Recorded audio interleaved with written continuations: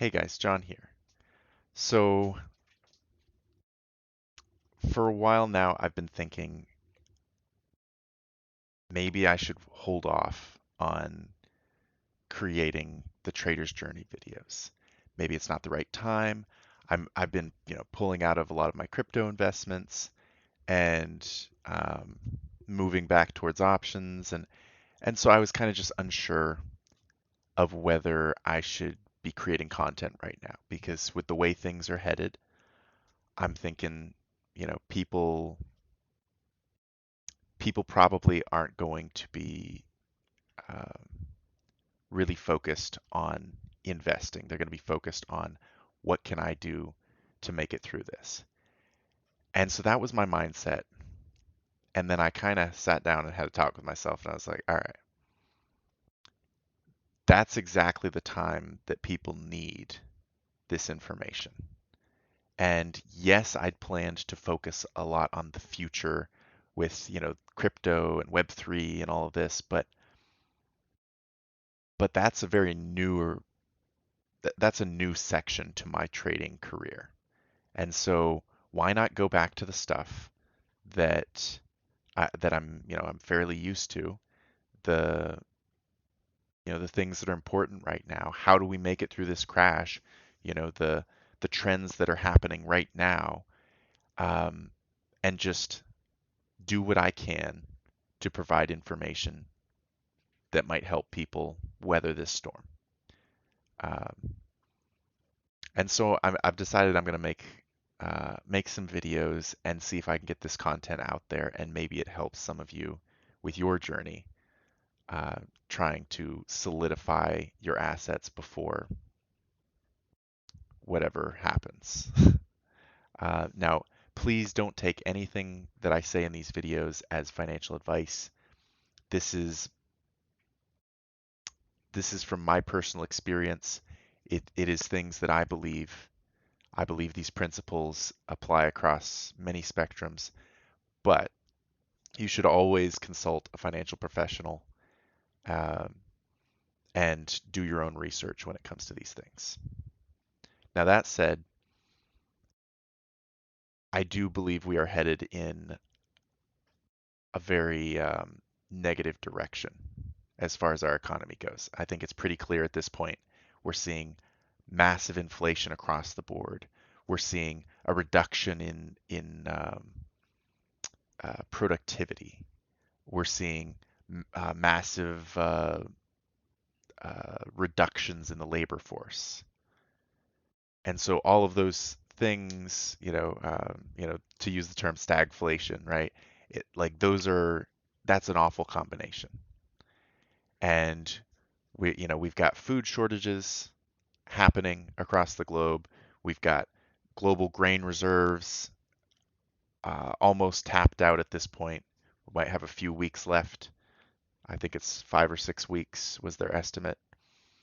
And then on top of that, we've got this avian flu that's been knocking out poultry across the globe, and now here in the U.S., I believe um, they've killed off about 40 million birds because they had the flu. Um, that's almost as bad as the worst avian flu we've had so far. Um, and that's just as a preventative measure. Um, so that could get a lot worse. So with all these things going on, there are obvious trends that stick out.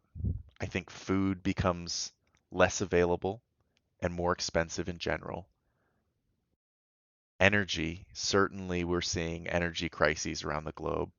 Um, Even with, we've have countries sanctioning Russia right now and then buying fuel from Russia because they shut down all their fossil fuel production to go green, which is it's admirable that they want to go green, but shutting down the fossil fuel production, it's like cutting your legs out from under yourself.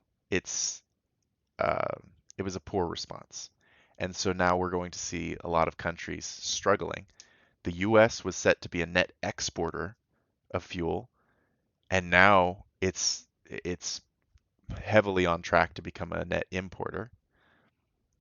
I mean, we are an importer right now. We are continuing to be. Um, we've cut pipelines, we've stopped production in so many ways, made it difficult for fossil fuel companies to continue producing.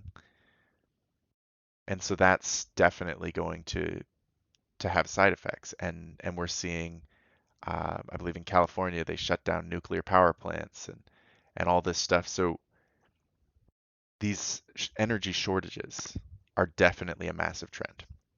So we got food shortages, we've got energy shortages incoming, we've got um,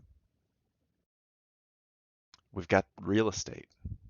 Real estate buyers are plummeting, and very soon prices will follow. And there is there are a lot of problems with the real estate market right now. Some of them very reminiscent of 2008.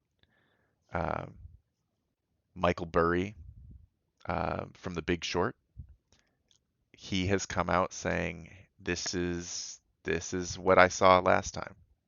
This is it. There's a lot going on right now that says real estate is going to be in trouble. And so looking at these things, we've got, real estate, we got food, we got energy. Those are just some of the bigger trends. But there are, distribution. I think since the beginning of COVID, we've seen distribution has been struggling, and it's continuing to. These things are key elements of our economy. And a lot of people are struggling right now because of the inflation, the rising cost of living, all of this. What what we need to be doing is finding opportunities within those trends and say, look, I know there's going to be food shortages. What stands to benefit when there's shortages? Should I invest in farms? Should I invest in wheat or corn? Like, should I invest in companies that buy agricultural land? There's so many different ways that you can approach that. And so if you can find opportunities that offer significant potential that people aren't really looking at, then you can prepare yourself very cheaply to benefit very significantly when things start to happen. And that's basically what I've been doing. I've been looking for energy companies that are undervalued significantly. And then, I'm an options trader predominantly. So I buy call options, on these companies. I look for food companies or companies dealing with agricultural land, and find something that's undervalued, that's small. The key thing is if you find something small, it can grow a lot faster than something big. So finding something small, assessing it reasonably, and determining at what point, would be reasonable to get in. These are all things we should be thinking about. There's a lot that's coming, and I think things are going to get really, really bad. And we need to do the best to prepare ourselves. We've got a garden out front now. We just got chickens. I think it's important that if things get really, really bad, we have something to fall back on. We should have assets that allow us to live our life without dramatic reductions uh, in our lifestyle. Just think about that. Think about what do you consume each month, each year, and then think about how much of that are you reliant on other people for. How much of that is at risk due to the trends that currently exist? We need to be thinking about protecting ourselves right now, especially if you've got family. It's worth sitting down and putting it on paper and saying, okay, what are the weak points in my lifestyle? What are the points that I don't control? How can I gain a little bit of control over those? Energy, food, water, um, fuel. Those are important things. And, not everybody has the resources to completely replace all of those, right? But if we can start thinking about, okay, this is where I'm going to struggle. Okay, well, even if you can't, grow things and get chickens and all this stuff, you might be able to invest to protect yourself. Do the same thing with options that, people do to protect their portfolios. They buy options as insurance so that if something bad happens, it protects their portfolio. We could do the same thing, you know, with our lifestyle. Insure it against the risk. And, consider the fact that the financial system has its own risks. What if they shut down the stock market for a week? What if this happens or that happens and you can't get money out of your stocks or your options? Consider these things. Um, there's a lot that we can do to protect ourselves, and I think now is the time to start thinking about that. I'm going to be putting out a lot of videos here in the next few months, and predominantly they're each going to be focused around a single principle that I integrate into my life. And I'm going to try to theme them based on the current events that are happening and use those as an opportunity to give you guys updates and whatnot.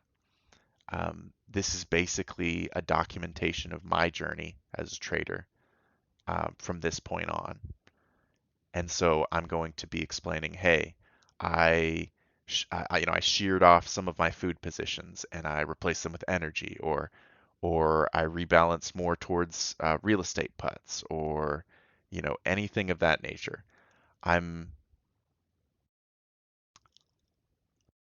I want to provide an educational opportunity for you guys. Seeing someone making their mistakes and making these decisions in the moment and allowing that to inform you when you do your research for things and you consult your financial professional and all these other things. Just having that bit of information in the back of your mind to be able to inform your decisions better. So I hope to see you guys a lot more soon. And thank you for watching. I really appreciate it. Have a great day. Stay safe out there.